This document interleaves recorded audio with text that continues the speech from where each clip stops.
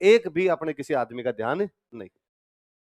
यही मैं रसिया गया हुआ था, वहां मैंने नोटिस किया। या दिलीप सरन खूब यूरोपन जाके आते तब हमेशा बताते हैं, एक मॉल है, मॉल में ये दरवाजे होते हैं बड़े कांच वाले दरवाजे, जैसे यहाँ पर है, शीशे वाला जो दरवाजा ऐसे, एक बंदा, एक लाइन लगी हुई है बाहर, मॉल के बाहर लाइन लगी हुई है, एक बंदा पहले घुसेगा, उसके पीछे 9 आदमी और खड़े हैं। वो आदमी जो आगे घुस रहा हो कोई हो सकता हो बिलियनियर हो बहुत भयंकर पैसे वाला हो सकता है बहुत बड़ा अधिकारी हो। उसने दरवाजा खोला, दरवाजा खोल के वो यूं खड़ा हो जाएगा जब तक पीछे वाले 9 नहीं आएंगे। वो जानता है कि मैं यदि यूं घुसा तो दरवाजा वापस पीछे वाले के मुंह पे जाके लगेगा। इतने सभ्य इतने भले लोग हैं वो। हम लीचड़ों के सरदार हैं। सभ्यता नाम की कोई चीज दूर दूर तक ही नहीं। मैं वहां रसिया थे तब, तो वहां रसिया में वो सर्दी पड़े, भयंकर वाली सर्दी। वो सारे दिन वो स्नो होता रहे वहां पे। तापमान एक दिन गया हुआ -18, तो बर्फ जमी हुई रहती है एकदम रोडों के ऊपर, रोडों के तो रोड पे तो क्या उनके बर्फ जमने नहीं देते। वो रोड पे तो थोड़ी थोड़ी देर के अंदर वो उनके ट्रक से आते हैं और वो बर्फ को उठा के ले जाते हैं, गर्म पानी का छिड़काव करते हैं, तो रोडें तो एकदम साफ रखते हैं। पर रोडों के साइड में बर्फ जम जाती है, तो साइड वाली बर्फ को रात को हटाते हैं वो, ताकि सुबह वापस क्लीन मिले, फिर दूसरे दिन वाली फिर शाम को हटा लेंगे। अब आप पैदल चलोगे तब तो फुटपाथ पे ही चलोगे, तो हम पैदल पैदल चल रहे थे, तो उनको तो क्या प्रैक्टिस होती है कि उस बर्फ के ऊपर भी कैसे चलना है। उनके जूते वूते भी थोड़े उस टाइप के होते हैं। हालांकि हम भी वो वैसे ऊंचे ऊंचे जूते पहन रखे थे हमने, पर फिर भी वो मैं चल रहा था, चलते चलते मेरे पैर फिसल गए, है ना, यूं पैर निकल गए, तो मैं पीछे जाके गिरा यूं अचानक। तो यूं अचानक होता है ना, अचानक आपके पैर निकले, आप आगे गए, आप पीछे जाके गिरे, तो आंखें बंदी हो जाती है। पर मैं जैसे गिरा, मुझे लगा कि यार मैं यूं गिरा हूं, गिरते किसी बंदे ने मेरे को खड़ा कर दिया। तो अब मेरी आंखें तो बंद थी, पर मुझे यूं फील ऐसा हुआ कि जिस किसी बंदे ने मेरे को खड़ा किया वो मेरे से लंबा है, कि भाई को लंबा चौड़ा आदमी है जिसने मुझे खड़ा किया। और रसिया में अनुमन हाइट लोगों की 6 फीट है, लड़कियां सारी 6'2", 6'3" वैसे मिलेगी। तो वहां सबकी हाइट लंबी लंबे लोग है वो, तो मुझे लगा यार किसी किसी रसियन ने अपने को खड़ा है। पर मैं जैसे ही मुड़ा तो मेरे पीछे उपेंद्र सर खड़े थे। उपेंद्र सर 2016 में 5वीं रैंक थी, आपको कभी क्लास के अंदर आएंगे, नीचे फोटो लगा हुआ होगा, वो मेरे साथ थे। तो वो उपेंद्र सर खड़े थे। तो फिर मुझे लगा कि नहीं यार, आपने गलतफहमी हुई है, किसी रस्सी ने नहीं खड़ा किया, आपने तो किसने खड़ा किया, उपेंद्र सर ने किया। मैंने मुड़ते कहा मत, थैंक यू उपेंद्र सर, मेरे यार वो जूते पता नहीं कैसे ये भीग गए, शायद इस वजह से मैं फिसल गया। तो उन्होंने मुझे वापस कहा कि अरे अरे सर, मैंने नहीं किया आपको खड़ा। तो वो देखो, वो आगे एक वो लंबा सा रसियन जा रहा है, उसने खड़ा किया। तो फिर वो खड़ा करके उसने कहा उसने आपको यूं खड़ा किया, खड़ा करके आगे चल पड़ा। मतलब वो इतना जानता था कि आदमी गिर गया, इस आदमी को अपने क्या करनी चाहिए, हेल्प करनी चाहिए। उसने खड़ा किया, उसके बाद अपने काम के लिए निकल गया। मैं कहूं ये कहीं इंडिया में बंदा हो कोई? पहली बात तो खड़ा बाद में करे, फोटो दो चार एक पहले खींचे, है ना। और खड़ा भी कर दे तो खड़ा करने के बाद में 4 मिनट तक भाषण सुनाए, देख के चलना चाहिए। ऐसे क्या तरीका है चलने का, ऐसे कैसे गिर गए, ये जूते ऐसे क्यों पहन रखे, ऊंचे ऊंचे जूते पहनते ही क्यों जब चलना नहीं आता है। वरना इन लोगों को कोई मतलब नहीं कौन आ रहा है कौन जा रहा है। रोड है, रोड के ऊपर गाड़ियां एक तरफ से आ रही है, गाड़ियां एक तरफ जा रही है, बीच में कोई डिवाइडर नहीं, डिवाइडर वगैरह नहीं, पर वो उनका फिक्स है, इधर से गाड़ियां आएगी, इधर से गाड़ियां जाएगी। गाड़ी के पीछे गाड़ी लगी, कोई भी गाड़ी को ओवरटेक नहीं कर रहा। एक रफ्तार, सेम रफ्तार के अंदर सारी गाड़ियां जा रही। ओवरटेक तभी करना है जब आपको बहुत अर्जेंट हो, तो ओवरटेक करेंगे, वरना कोई ओवरटेक नहीं। ये आप विदेश में कभी चले जाना, यूरोप का, खासकर यूरोप में कहीं चले जाना, आप महीने रहे, आप 2 महीने रहे, आप साल भर रहे, मतलब पूरे साल में आपको हॉर्न सुनाई नहीं देगा। हॉर्न नहीं बजाते। हॉर्न बजाने को ये माना जाता है कि पिछली गाड़ी, मान लो मैं गाड़ी चला रहा हूं, मैंने हॉर्न बजाया, तो मेरे अगली गाड़ी वाला ये समझेगा कि पिछली गाड़ी में कोई आदमी मर रहा है, इतना अर्जेंट है, किसी की डेथ होने वाली है, इसलिए हॉर्न बजाए, इसलिए साइड देनी जरूरी है। तो हॉर्न आपको तभी बजाना है तब इतनी भयंकर कैजुअलिटी हो, किसी की डेथ हो सकती है, वरना हॉर्न नहीं बजाओगे। हॉर्न बजाते नहीं, कोई जुर्माना नहीं, कोई और नहीं, पर वो जानते हैं, सभ्य लोग हैं कि यार हॉर्न नहीं बजाने चाहिए, तो हॉर्न तो वहां पर सुना ही नहीं देता है। गाड़ियां कोई यू टर्न नहीं लेती, अपने तो डिवाइडर होता है तो भी यू टर्न मार लेते हैं, डिवाइडर के ऊपर से यू टर्न मार लेते हैं। उनके एक भाई यू टर्न जहां पे वो जेब्रा क्रॉसिंग आएगी वहां पर यू टर्न लेना है, तो वहीं से लेना है, वहां उसके अलावा यू टर्न नहीं लेना। अच्छा, रोड जा रही है आपकी, और रोड के ऊपर हर, मतलब थोड़ी थोड़ी दूर में, आधा किलोमीटर दूर के अंदर, और एक पिलर लगा हुआ है, उस पिलर के ऊपर लाल हरी बत्तियां, ग्रीन लाइट हुई इसका मतलब ट्रैफिक जा सकता है, रेड हुई तो इसका मतलब ट्रैफिक जैसा अपने है वैसा का वैसा वहां पर है। पर मान लो आप फुटपाथ पे आप पैदल हो, आपको रोड क्रॉस करके इधर से उधर जाना है, 1 मिनट बाद में मान लो जो बत्ती है वो रेड और ग्रीन होती है, और आपको लगा 1 मिनट का तो टाइम ही नहीं है, आपके तो उधर एक गाड़ी और खड़ी है, वो आपका वेट कर रही है, और आपको अर्जेंट है कहीं पर जाना, तो आप बत्ती वहां पर वो जो पिलर है उस पर खुद पे एक बटन लगा हुआ, उस बटन को प्रेस कर दो। बटन को प्रेस करोगे तो अपने आप बत्ती लाल हो जाएगी। बत्ती लाल होगी तो आप आराम से रोड क्रॉस कर लो, दोनों साइड की गाड़ियां रुक जाएगी, आप क्रॉस कर सकते हो। मान लो आपको लगे कि यार मेरे पास तो इतना टाइम भी नहीं है कि मैं जाके बटन प्रेस करूं और बत्ती लाल हो, और आप तो अभी तक उस पिलर से भी थोड़े दूर हो, तो आप रोड के बीच में यदि आ गए तो दोनों साइड गाड़ियां रुक जाएगी। पैदल आदमी पहले क्रॉस करे, गाड़ियां उसके बाद क्रॉस कर जाएगी। अब इस कंडीशन को भारत से इमेजिन करके देख लो। पहली बात तो भले ही लाल हो भले ग्रीन, हमें कोई लेना देना नहीं, हम जाएंगे तो जाएंगे। और अक्सर हम उन लाल बत्तियों पे नहीं रुकते जिन पे पुलिस नहीं है, हम केवल उन लाल बत्तियों पे रुकते हैं जिन पे कौन खड़ी है? पुलिस। क्योंकि हमें पुलिस से डर लगता है कि पुलिस जुर्माना कर देगी, इसके अलावा हम किसी के बाप से भी नहीं डरते। अच्छा, पैदल आदमी मान लो रोड के बीच में आ गया तो गाड़ी वाला जो फोर व्हीलर वाला वो चार गालियां निकाल के जाएगा, तेरे बाप की रोड है क्या, बीच में क्यों आ गया था, चलने का तरीका नहीं है, गालियां निकाल के जाएगा। वो पैदल आदमी की कोई भी हेल्प नहीं करेगा, उसे नहीं लगेगा कि यार पैदल आदमी इसको इस प्रकार से जाना चाहिए। तो गोरे इतने सभ्य, इतने अच्छे, इतने सज्जन लोग हैं जिसकी हद नहीं। मैं डाई हार्ड फैन हूं कि अंग्रेजों ने भारत पे राज किया, उनको आना चाहिए था, वो आए, इसलिए आज आप और मैं बैठ के सुकून से बातें कर रहे हैं। वो नहीं आए होते तो मुझे लगता है कोई ना कोई मुगल बादशाह दिल्ली के अंदर बैठा होता, और अपने मुगल बादशाह कैसे कैसे बने थे उनके काम सुन लो आप, तो यूं आपको यूं कानों में रुई डालनी पड़े आपके। अपने मुगल बादशाह बना था मोहम्मद शाह रंगीला। कौन था? एक दरबार में नंगा आता था, एक दिन ज्यादा पिया हुआ था, ज्यादा पी के सो गया, सुबह सुबह जाग के साहब दरबार में कुछ लोग आपसे मिलने आए, जनता मिलने आए। जनता सुबह सुबह राजा के पास फरियाद लेके आती कि जनता मिलने आई है, तो रात को जिंदाबाद सोया था, जिंदाबाद ही आ गया। अब किसकी हिम्मत हो जाएगी राजा को कह दे कि भाई साहब ऐसे कैसे आ गए आप? अब दरबार में आगे बैठ गया, अब सामने जनता बैठी, जनता बेचारी हंसे नीचे, अब सीधा तो कैसे हंस गए, नीचे गर्दन कर करके हंसे, एक दूसरे कोणी मारे दे, कैसा कैसे बैठा हुआ गए। तो उसको लगा रहा हंस क्यों रहे हो, क्यों हंस रहे हो, बदतमीजों, क्या हंसते हो मेरे सामने? तो किसी एक आधे ने हिम्मत करके आगे, सर नीचे तो देखो, और उसको लगा यार मरा दिया, अपने नंगे आगे, एकदम ही कपड़े नहीं। आदमी को होश आई तो शर्म महसूस होती है यार, कोई आदमी हो बोले हैं कितना बेशर्मा हो जाए, ढीठ हो जाए, शर्म तो आती है नंगा आने पे। तो उसने कहा, पर उसको लगा कि यार अब यदि ये कह दिया मैं गलती से आ गया तो लफड़ा हो जाएगा।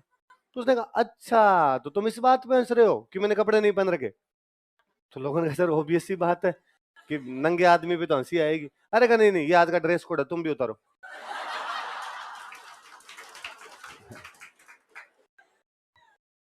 तो आज भी कोई मोहम्मद शाह रंगीला का 10वां वंशज ऊपर बैठा होता और वहां से ऑर्डर जारी होते कि सैटरडे के दिन कोचिंग जाओगे तो सारे जिंदाबाद जाओगे, अपने कोचिंग जिंदाबाद होते, हाथ में रजिस्टर लिया हुआ, बाकी एकदम दिगंबर।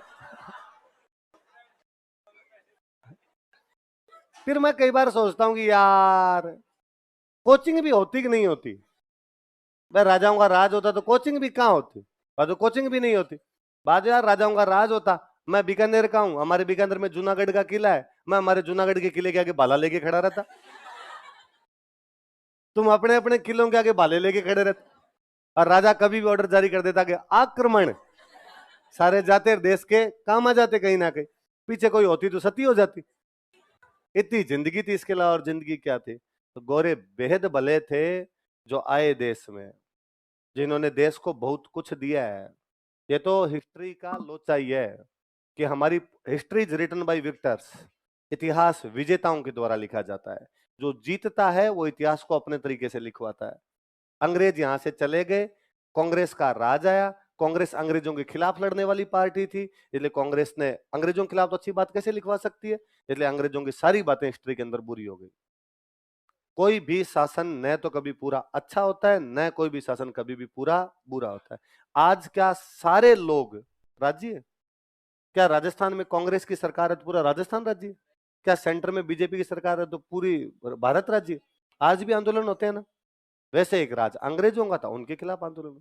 पर फिर भी यदि कोई मेरे से पूछे कि भाई इतने राज हुए, इनमें सबसे अच्छा राज किसका था? अंग्रेजों, उनसे बेहतर और कोई नहीं थे, वो बेहद बेहतर लोग थे।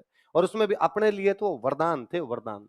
अंग्रेजों के आने के बाद राजस्थान में एक भी युद्ध नहीं है, पहले राजस्थान पे एक तरफ उस टाइम जब अंग्रेज आए तो एक तरफ तो मराठे लगे हुए, मराठों के जब जी में आता तब लूट मार करने आ जाया करते थे यहाँ पे, मराठों से परेशान। फिर इधर वाली पूरी बाउंड्री खुली पड़ी, इधर से कभी कोई अफगानों के अटैक हो रहे थे, कभी कोई नादिर शाह का अटैक हो रहा था।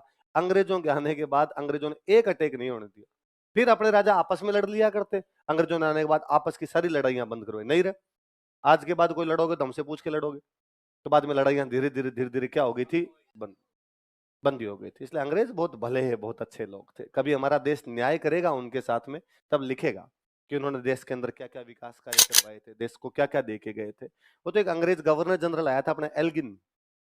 कौन आया था? तो एल्गिन की वाइफ ने एक चीज नोटिस की भारत के अंदर, कि भारत के अंदर महिलाएं डिलीवरी में मर जाती है। डिलीवरी, बच्चा बच्चा जब होने वाला है तो अपने यहाँ डिलीवरी के केस बिगड़ जाते, हॉस्पिटल अपने यहाँ पे थे नहीं, तो महिलाएं डिलीवरी के अंदर मर जाया करती। और उस महिला को बेचारी को इतना बुरा लगा कि ये एक बेसिक नीड है कि किसी महिला की सिक्योर डिलीवरी तो होनी चाहिए कम से कम। डिलीवरी की सेफ्टी जितनी होनी चाहिए वो तो होनी ही चाहिए, पर डिलीवरी की सेफ्टी लाएं कहां से जब हॉस्पिटल ही नहीं है, तो आएगी कहां से?